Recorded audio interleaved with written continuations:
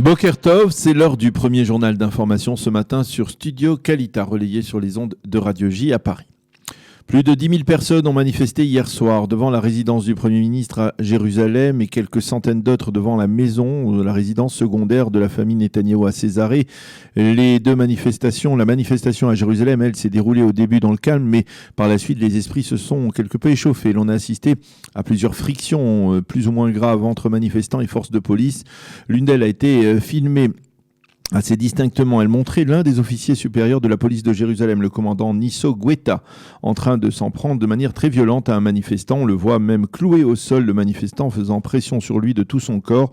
Interrogé sur son comportement, le commandant Guetta a affirmé que le manifestant avait tenté de lui retirer son masque. Au total, 30 manifestants ont été arrêtés pour avoir enfreint l'ordre en agressant des policiers. 3 policiers ont été blessés. Les manifestants, légèrement, il faut le souligner, les manifestants ont fait état d'un comportement inhabituellement violent de la part des policiers. Le commandant en chef de la police dans le centre de Jérusalem, Ofer Schumer, a mis en garde les manifestants. Si vous faites de votre protestation une démonstration de force contre la police, nous réagirons et nous ne craignons rien du tout, a déclaré Ofer Schumer, qui a expliqué que les manifestants ou certains manifestants avaient menacé des policiers et les avaient insultés durant cette manifestation. Il a insisté sur le fait qu'hier soir, un millier de manifestants se sont réunis d'abord à l'entrée de Jérusalem sur le pont des Cordes, Gesher Ametarim, pour une marche de protestation qui n'avait pas été autorisée, et ce avant donc de rejoindre à pied, en entravant la circulation, la rue Balfour, ce qui peut peut-être expliquer une partie de cette tension entre manifestants et forces de l'ordre. La tension reste également très vive dans le pourtour de la bande de Gaza avec la poursuite des tirs de roquettes et de ballons incendiaires palestiniens vers Sderot et les localités du pourtour. Une roquette a été envoyée hier de Gaza vers Sderot. Elle est tombée à l'intérieur de la bande de Gaza.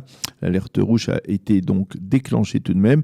Au total, on a recensé 18 roquettes tirées à partir de la bande de Gaza vers les localités israéliennes frontalières au cours de la semaine écoulée. Par ailleurs, les ballons incendiaires palestiniens ont entraîné hier 35 incendies dans cette région du pourtour. À noter que l'armée de l'air a déployé une nouvelle batterie d'hommes de fer dans cette région.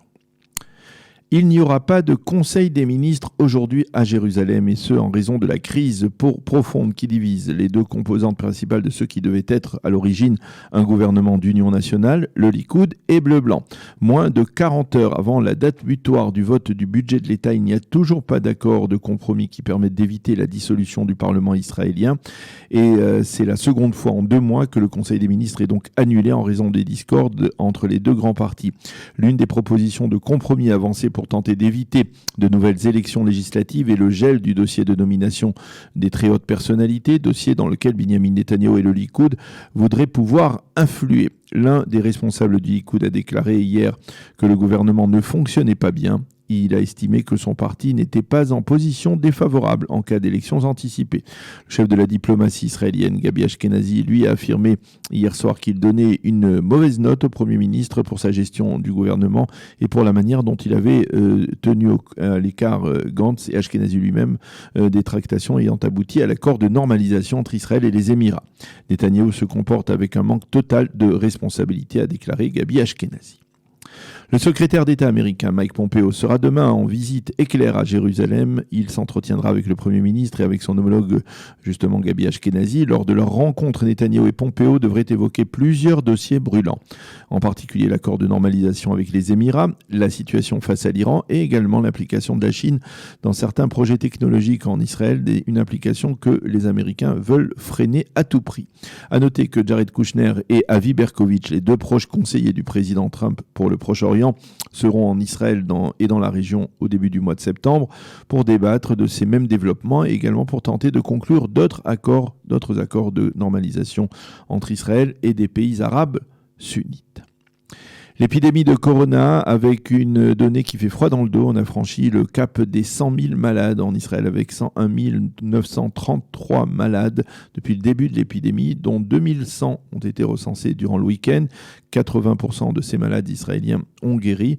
On recense actuellement 399 malades graves, dont 119 qui sont sous assistance respiratoire.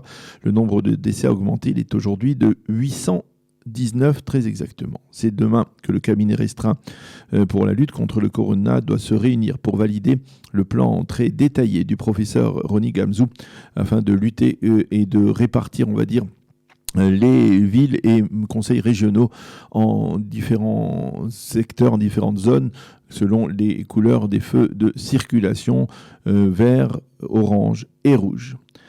La météo pour terminer, temps ensoleillé et chaud sur l'ensemble du territoire israélien. Il fera 30 degrés aujourd'hui à Jérusalem, 31 à Tel Aviv et 40 degrés à Eilat. C'est la fin de ce premier journal d'information.